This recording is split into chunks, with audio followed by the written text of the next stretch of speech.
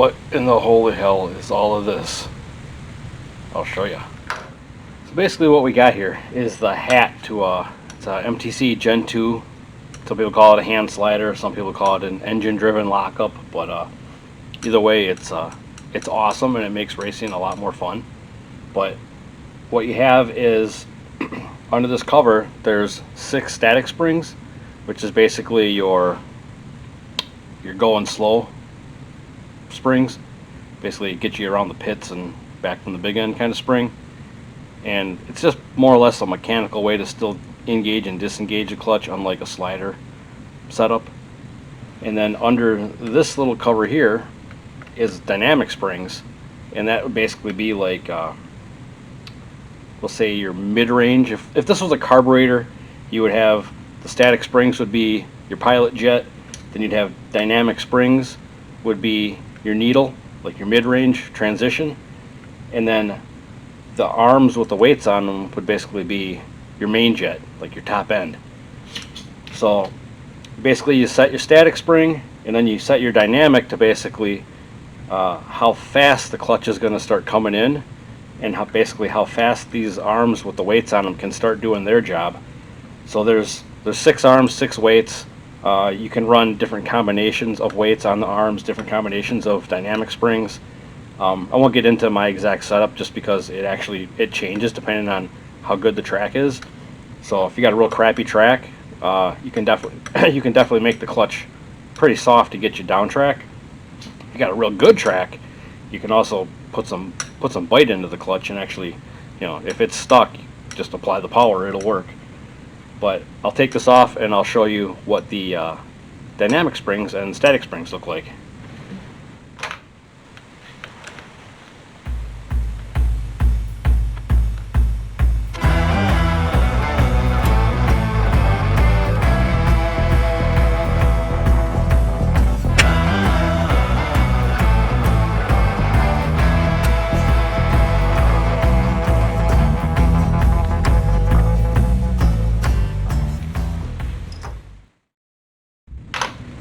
So here's our dynamic spring setup. So there's 6 dynamic springs. Each spring controls one arm and the weights on that arm. I run my dynamics in a combination of 3.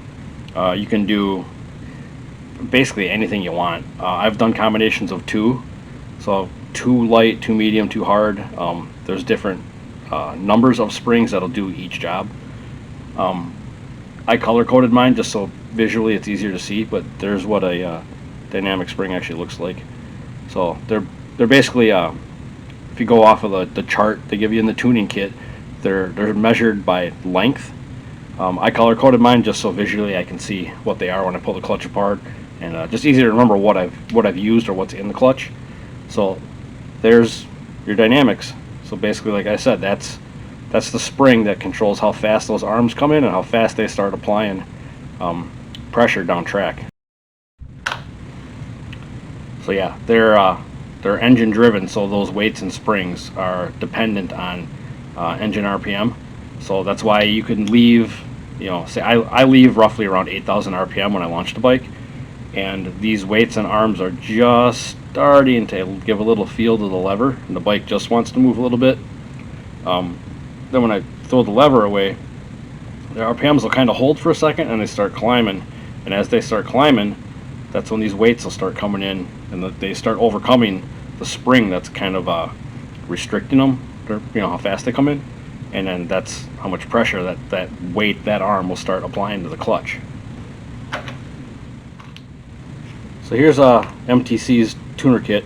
Comes with all my different dynamic springs, shims for my static springs, bolts for static spring removal, and then different weights for the arms. So pretty clever little kit they give you.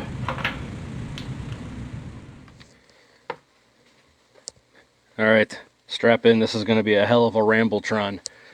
I'm going to kind of go through the secret hidden magic juju black magic type stuff that is the MTC GEN2 clutch that I run. A lot of mixed feelings on this type of clutch in racing. Some people just think it's cheating. Other people just think that if you don't true hand clutch race, you're not a real racer. Whatever the case may be, I think there's just a lot of misconceptions about how easy it is to tune and ride a clutch that has or a bike that has a Gen 2 clutch in it. As somebody that kind of has to do most of this myself, I'll disagree with anybody that wants to say that tuning one or riding one is easy, because there's something to be said about having faith in your your clutch setup to get up on the starting line and put a bike that makes 400 horse on a rev limiter at 8,000 RPM and then just throw the lever away and just know or pray and hope things go well. You got to have a little bit of common sense and some knowledge and eagerness to learn how to work with one of these clutches. And I think a lot of people are against them because they don't understand them.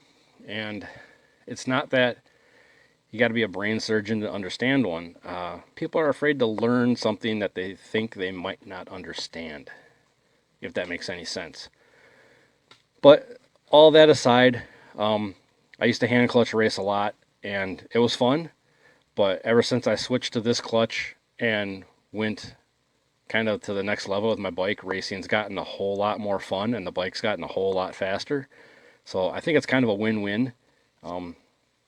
But yeah, I was just going to explain a little bit through my eyes, basically a rookie clutch tuner's eyes of what I've learned and how I kind of help straighten the stuff out in my brain to keep sense of what's going on and how I kind of decide what adjustments I need to make. A lot of good people that I turn to for help and advice, but when somebody's 600 miles away and they're not at the track with you, they can really only kind of guide you into the thought process to help you figure stuff out.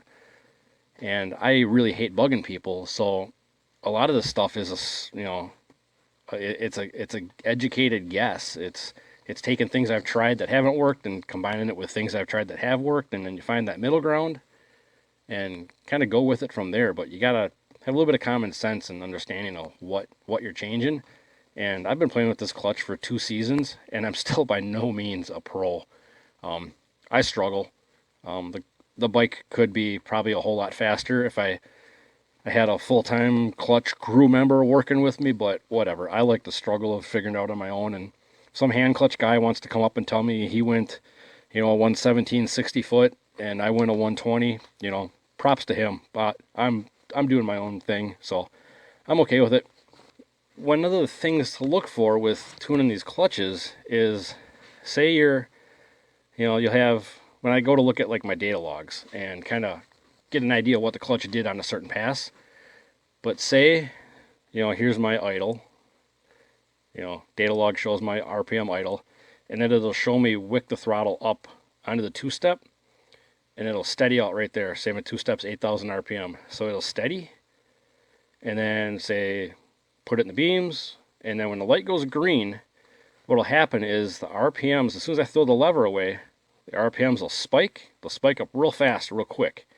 And what you want is get the bike moving, RPMs jump, and then that's when those dynamic springs and weights and arms will start coming into play. So what'll happen is if, say your dynamic springs are really stiff and you don't run a lot of weight on the arms and that clutch just doesn't want to engage right away, you see the RPMs jump up, the clutch will try to grab it, and then the bike will start making power and the RPMs will just climb and slip. Well, the clutch it's just blowing through the clutch. You're not making any forward progress. So what you want to look for is, we'll draw another diagram off to the side here. So say, boom, spikes up to the two-step, run the two-step out, put it in the beams, throw the lever away, boom, RPM spike. What you want to find is that sweet spot where your clutch starts to come in.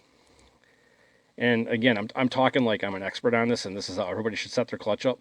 But this is what I've been looking for to try to get my stuff correct. And the bike seems to respond to it. So this is what I've been looking for. So now, throw the lever away, RPM spikes. What I want to see is the clutch grab the motor and not drag it way down and bog the motor, but maybe a little dip to anything level. and then I want to see the RPMs gradually climb. And then if I'm looking at the data log, I'll watch the RPMs climb, the boost overlay, it'll start building boost, and you can actually watch your wheel speed, mile per hour, start to climb.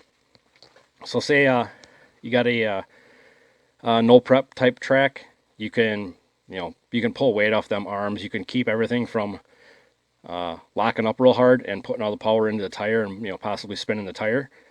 You can compensate by, instead of spinning the tire, you can spin the clutch. A little clutch slip, kind of some guess tuning there. But having the data log is huge with being able to look at what's going on.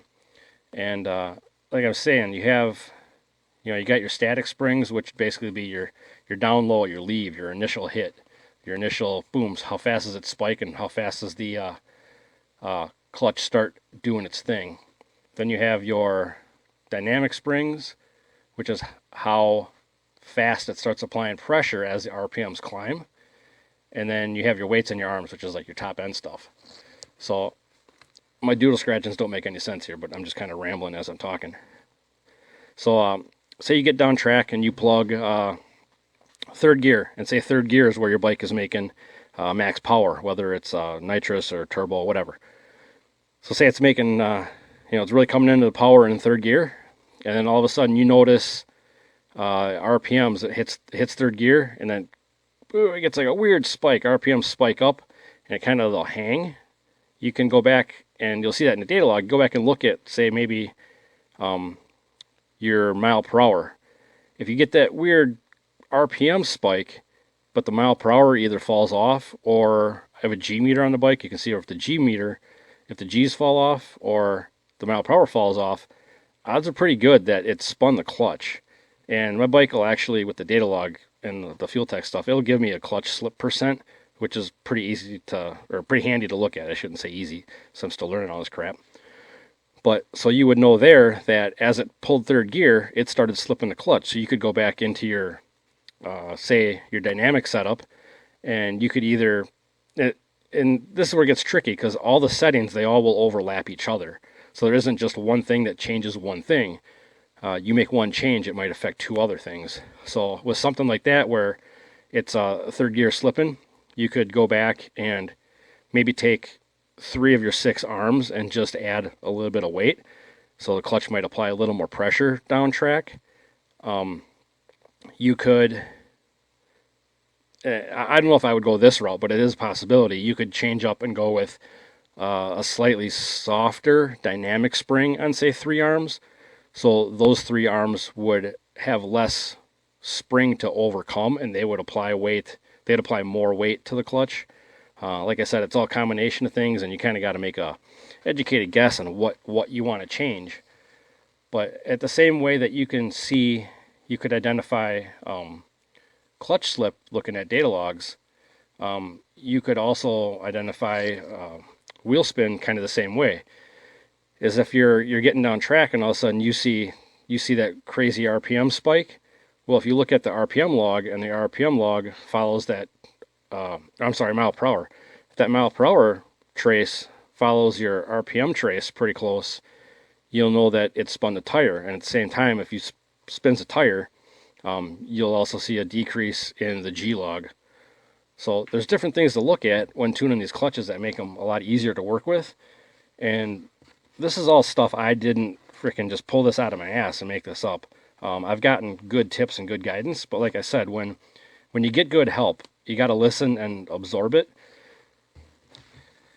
None of this even makes any sense. I don't even know what I'm doing. Nobody understands any of this. I don't even know what I'm doing. That was actually a good piece of paper. Because those people might not be with you every time you're at the track. So I've taken things I've learned and kind of elaborated on it a little on my own. And it just takes a lot of playing around. But once you get it, man, it's a ride. It works awesome and it's fun. And honestly, when you get a good clutch, like whether it's a slider or a Gen 2 hand slider, or whatever type of clutch, or even just a regular old school wheel-driven lockup. If you get something like that tuned right and working right, it really does save wear and tear on the clutch. When you start getting upwards, 4 or 5, some of these guys 600, 700 horsepower range, there's no saving a clutch for a season. I do pretty good. My bike still is pretty low power level, all things considered, but I can still get a weekend of racing out of a clutch if I just kind of watch stack height and air gap. I might change out a couple fibers here and there, but it really will prolong clutch life, which is a big racing expense. So I will usually keep, now that I started running this clutch, I'll keep probably 3 complete spares with me, and then as the season goes on, I can swap out, fibers and steels here and there, so it's not just every 3 passes is a complete clutch. You have some fibers go away, some steels go away, but there's always just something else to swap in quick. So it's not a cheap investment initially for one of these clutches, but I definitely would recommend it. And it doesn't matter. I don't care if you go, 950 or 650. It will just make your bike more consistent and more fun. And I know a lot of that is dependent too on, what you might be racing. They don't allow these types of clutches. But if you're just constantly working on trying to go faster, go to the next level, it will help your bike go faster and more consistently go faster. And you will instantly start getting better data when you have a better clutch. And that's huge in tuning.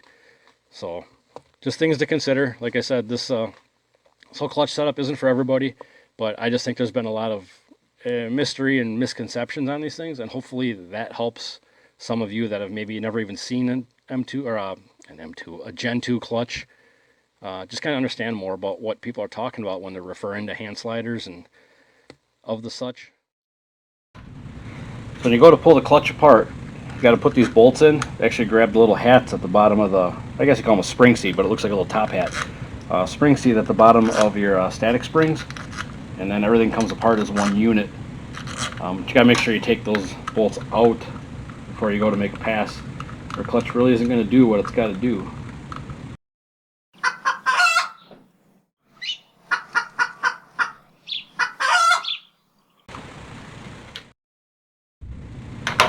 Once you get one of these clutches set, they are pretty nice. It's real basic resetting and adjustment, but in between that, it's a little bit of a pain in the ass to get all the bolts off of the hat. But you do what you got to do. It's worth it in the end.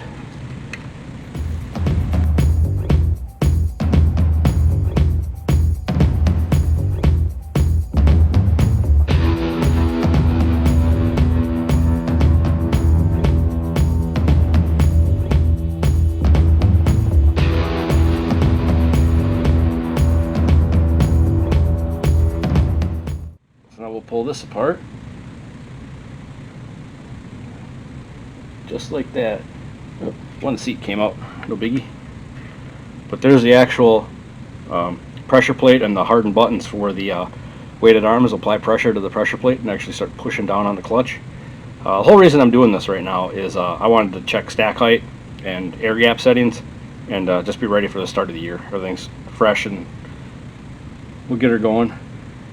But there you can see I was talking about with your static springs, and then the spring seats themselves, how they look like a little top hat. And that's not a whole lot of static pressure. So that's what we tune with for just basically initial clutch activation. Basically how fast, when you throw the lever away, how fast things start to act. Not a whole lot there, but it's pretty slick. We'll set that in here for now and get my hands cleaned up. Also, another thing with these clutches, say you're making your pass, going down track, that looks pretty good going down track, and then you do a wheelie. Put a little fender on there. This is my little stick figure guy doing a wheelie on a bike that looks nothing like a bike. But yeah, so say you're making a pass, start getting down track, and the thing starts coming into a wheelie. people start thinking, you know, oh, it's making too much power, you gotta take power out in that spot. With these clutches, it's actually just the opposite. Say you come out of the hole, thing wants to wheelie real quick, or you're down track, it starts picking the front end up. That's the point you want to put more power in. If it's starting to wheelie, the clutch is actually starting to lock up. It's not slipping anymore. Don't take power out. It'll just make it worse. The clutch will lock up even easier. There's less power going through it. It won't slip. Put power to it, it'll slip the clutch, and it won't wheelie at that point. It's a back-asswards concept, but it works. I've done this. I had a problem with my bike wheeling in third gear, and I wasn't really sure what to do. I started taking power out, and it was making it worse. It was wheeling in second gear. Started making sense of actually trying to get the clutch to slip, push through the clutch, and goddamn, if it didn't start settling the front end down, and the bike went faster. Actually, it went its fastest ever after I figured that out. So, little side note on some insider trading, I guess you'd call that, on wheelies with a slider clutch. So, yeah, got that to work with too. Hope you enjoyed that. Go out and do something.